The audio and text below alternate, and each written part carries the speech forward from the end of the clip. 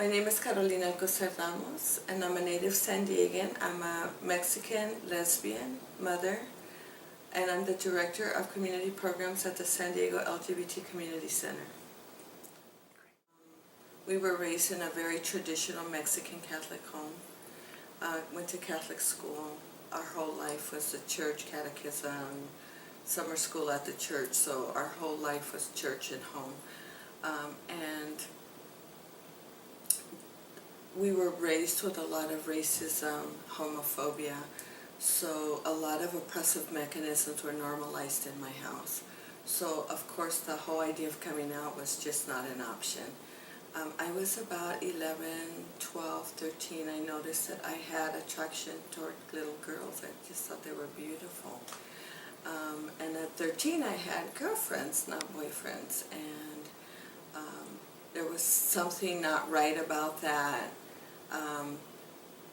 And there was this culture that we all had to have boyfriends, especially when we were going to be 15 for our quinceañera, because who's going to be our chambelán. So that pressure kind of got intense. So I did have a boyfriend at 14. He was my chambelán. But two of the girlfriends were in my quinceañera that were my girlfriends, so it was kind of funny. I didn't have any chambelanes, only mine. I just had all girls, so that should have been clue one for my parents, but they didn't get it. So I think a lot of us who join the movement or any kind of cause, it's personal for us. And something drives us to do something because it's affecting us personally.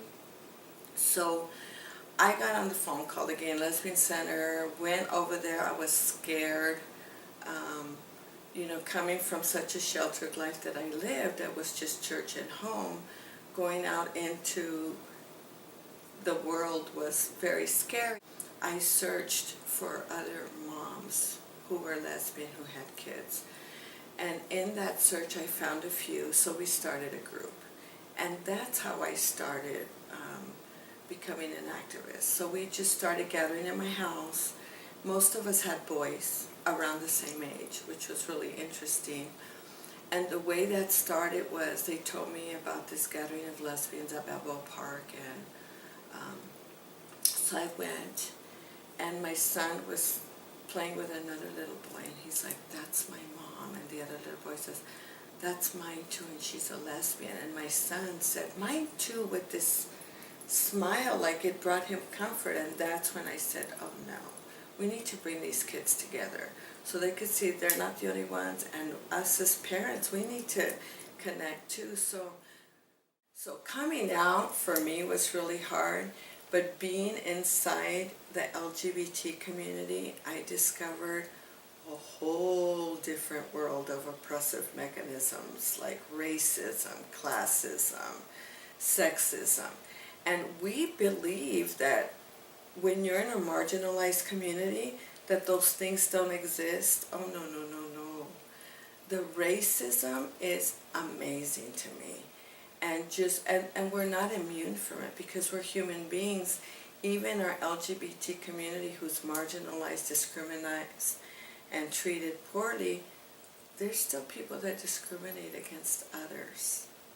In the LGBT movement, when I started getting acquainted with it, I really thought Stonewall was a white movement, that, these white men got together and said, "Let's fight." And then when I learned the history, it was like, wow, it was people of color. It was a people of color initiated riot that said, "I'm tired," and hasta aquí, and names like Sylvia Rivera, we don't hear. We just hear Harvey Milk.